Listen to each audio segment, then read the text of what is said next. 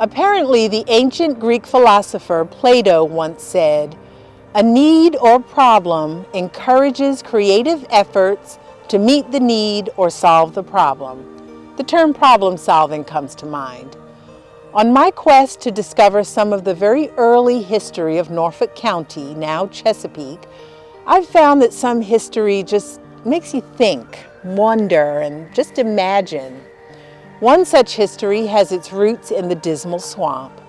There was a need, there was a problem, and some creative efforts to problem solve. Today we're taking a brief look at Maroon Communities, what they were, and a sort of creative problem solving surrounding their existence. And you know what? Sometimes their secret existence wasn't so secret at all. Now, this all happened a long time ago. In our region, Maroon communities may date back to as early as the 1600s, with Native Americans finding refuge in the Dismal Swamp. Archaeological work and historical research indicate the 1700s and 1800s as the period when these communities were common, made up mostly of people of African descent. So what were Maroon communities exactly? Simple definition: communities of mostly enslaved people who found refuge in the swamp. That's a simple definition. You can also think runaway, but this is where it gets interesting. When I first heard about these communities, I had images of people running, hiding, hoping to not get caught. But they were different. They were organized communities, and families survived there for generations. Some people chose to be part of communities in areas of the swamp that were extremely hard to reach and remote.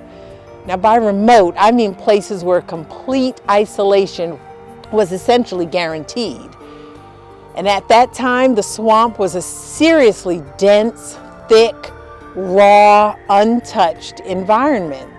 Rattlesnakes, all kinds of biting insects, yellow flies, panthers, just some really wild wildlife. It's been said mosquitoes were so thick you couldn't see a person standing 12 feet in front of you. Nobody was going that deep into the swamp to try to bring anybody out. So remote. That was one type of Maroon community existence. Another type of Maroon community lived in the swamp in secret, but closer to the areas where industry was bustling, especially timbering. In the 1800s, cypress and juniper shingles were in high demand to build ships and fence rails and just all sorts of other things. A need or problem encourages creative efforts to meet the need or solve the problem. Relationships were formed between Maroons and workers, sometimes with men who were project overseers. From what I've read, some people who owned enslaved people often bartered with Maroons, providing supplies and staying quiet about the secret life inside the swamp. I read about a man who, in one area, struck a deal with Maroons to build a dam because he didn't want to take farm laborers off of that task. In exchange for their work, Maroons received all kinds of rations. Even with this contact with the outside, Maroons were also very careful to keep the exact location of their communities hidden. Creative effort to solve a problem. Enslaved people often went into the swamp by necessity and stayed by choice.